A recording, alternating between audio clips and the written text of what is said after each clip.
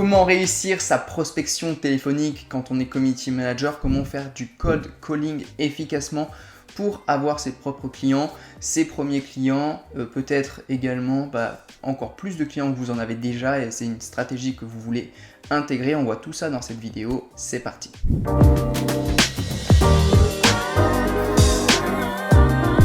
Donc déjà, qu'est-ce que le cold calling? Donc le cold calling en français, c'est de l'appel à froid. C'est-à-dire que vous allez prendre un téléphone, vous allez prendre une liste de prospects et vous allez les appeler. Par exemple, imaginons qu'il y a des agences immobilières dans votre ville, et bien vous allez les démarcher au téléphone.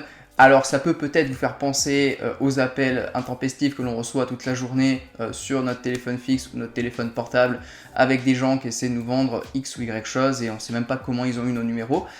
Dans l'idée c'est ça, c'est du cold calling, mais l'idée ici c'est de le faire de manière différente avec une bien meilleure image parce que si c'est ça l'image que vous avez de l'appel à froid, je comprends que vous ayez peur d'en faire. Alors quels sont les prérequis pour faire une bonne session de cold calling? Alors déjà la première chose à faire évidemment comme pour toutes les autres sortes de prospection, c'est de parfaitement connaître votre cible. En effet, si vous ne connaissez pas bien votre cible, si vous ne connaissez pas bien votre avatar client, qui est-ce que vous allez cibler, quel type d'entreprise, quels sont leurs besoins problématiques, que vous n'avez pas une bonne offre à leur proposer qui est sur mesure par rapport à leurs besoins problématiques, leurs envies, eh bien ça va être compliqué déjà d'être efficace sur ce cold calling parce que quand vous allez appeler, ils ne seront pas du tout intéressés. Ensuite, en amont, vous devez aussi préparer une feuille avec vos leads. Donc ça peut être un Google Sheet, ça peut être une feuille papier, ça peut être un document, vous organisez comme vous voulez avec un CRM, etc. Ça, j'en parle dans d'autres vidéos.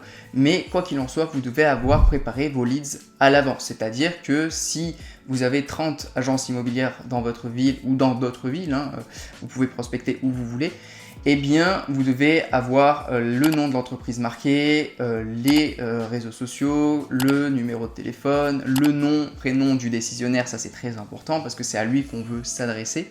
Et vous devez avoir un maximum d'informations sur chaque entreprise et avoir un tableau bien hiérarchisé avec tous vos leads pour que la session de cold calling puisse s'enchaîner et soit assez fluide. Évidemment, comme pour vos appels de vente, eh bien, ici vous allez prévoir un papier et un stylo pour pouvoir noter les informations importantes. Vous allez également prendre en compte l'heure à laquelle vous allez appeler. Évidemment, si vous prospectez des restaurants et que vous appelez en plein milieu du service, c'est-à-dire vous appelez à midi, vous appelez le soir à 20h, ça va être très compliqué évidemment, ils n'auront pas de temps à vous accorder. Donc ça, il faut le calculer. Quelle est l'heure, et on en revient à bien connaître sa cible, quelle est l'heure à laquelle votre cible est la plus disponible? Peut-être que c'est à l'ouverture du magasin le matin, peut-être que c'est à la pause à X ou Y heure, j'en sais rien, ça dépend de votre cible. Et alors des fois le soir, mais le soir en fin de journée, c'est plus rare et généralement ils ont moins d'énergie, moins envie, ils sont un peu fatigués. Donc c'est peut-être pas le meilleur moment pour appeler, mais en fonction de votre cible, encore une fois, ça peut dépendre. Pour continuer sur les prérequis, il y a également des prérequis non verbaux, c'est-à-dire que pour avoir l'air convaincant, vous allez devoir être confiant au téléphone. Si vous appelez, que vous avez une énergie basse, que vous bégayez, alors au début je sais que ça peut être compliqué, et forcément entre le 100e appel et le premier appel, il y aurait une différence en termes d'efficacité et en termes de confiance que vous rejetterez. Mais faites un effort au début, il faut vraiment, pour avoir l'air convaincant, pour être convaincant, il faut être confiant. Et donc ça passe par un non-verbal qui est chaleureux, agréable quand vous parlez et donc du coup être confiant et que la personne se sente bien avec vous et ait confiance quand vous l'appelez. Sinon ça va être très compliqué et elle va avoir forcément peut-être moins envie, il y aura moins de probabilité qu'elle donne suite à votre appel. Alors quel est l'objectif de ce cold calling? Alors oui, c'est d'avoir des clients, mais ce n'est pas lors de cet appel que vous allez vendre votre offre. C'est-à-dire que lors de cet appel-là, vous n'allez pas parler de votre offre, de vos tarifs, tout ça. L'objectif de cet appel, c'est d'avoir un deuxième rendez-vous lors duquel vous allez pouvoir vendre votre offre et faire comme je vous ai expliqué dans les vidéos sur la vente. Mais lors de ce premier appel-là, vous n'allez pas vendre, vous allez simplement nouer un premier contact avec la personne, expliquer qui vous êtes et les bénéfices de travailler avec vous pour son entreprise et pourquoi votre offre match parfaitement avec son besoin, voir si lui aussi est réceptif et s'il est intéressé. Et ensuite, vous allez lui dire écoutez, là je me doute bien que vous êtes occupé, hein, je vous ai appelé, peut-être que vous aviez des choses à faire. Moi ce que je vous propose, c'est de se caler un rendez-vous, telle date, telle heure, si vous êtes disponible. S'il n'est pas disponible, il vous donne une autre date, une autre heure.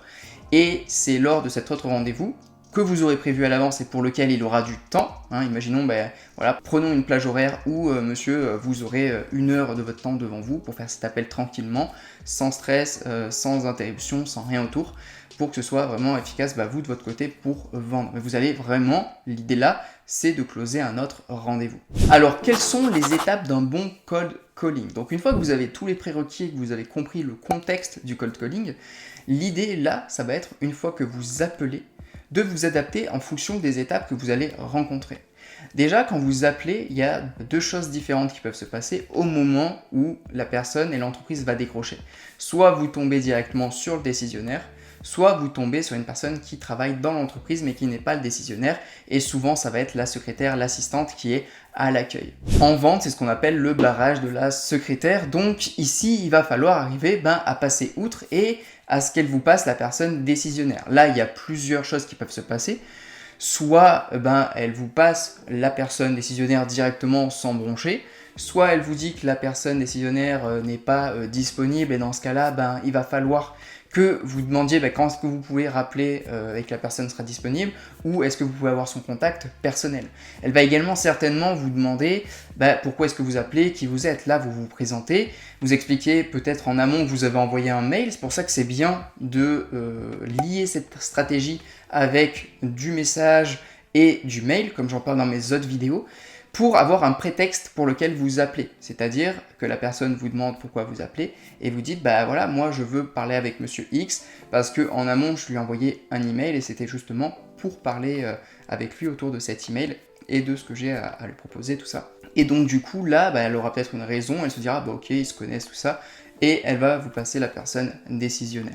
Et il y a des cas évidemment où elle ne va pas vouloir vous la passer parce qu'elle a des ordres stricts, et généralement elles ont des ordres stricts comme quoi il faut pas passer les prospecteurs ou les vendeurs à la personne décisionnaire, il faut mettre fin à ça. Donc voilà, il y a aussi des fois où vous allez échouer, et ça, il faut l'accepter. Vous n'allez pas avoir 100% de réussite à chaque fois, c'est comme avec tout le reste. Si tout se passe bien, que le décisionnaire est présent, que c'est lui qui répond, ou que la secrétaire vous le passe gentiment, eh bien c'est à ce moment-là qu'il faudra faire le plus gros du travail. Évidemment, en premier, vous expliquez qui vous êtes et pourquoi vous appelez. Également, vous expliquez ce que vous proposez, pourquoi votre offre peut matcher parfaitement avec son entreprise, les besoins et problématiques qu'elle peut rencontrer. Et ensuite, comme je vous l'ai dit, vous expliquez que vous avez conscience qu'il n'a peut-être pas du temps devant lui et que vous souhaitez, s'il est OK avec ça, avoir un autre rendez-vous avec plus de temps devant lui pour lui expliquer clairement et voir si votre offre, oui ou non, correspond à ses besoins problématiques et comment vous pouvez l'aider avec ça. Également, il découlera forcément de cet appel des questions de la part de l'entrepreneur en question, du décisionnaire en question. Peut-être vous demander des détails sur l'offre, il va peut-être vous demander des détails sur vous, sur votre entreprise. Enfin, ça dépend, chaque profil est différent.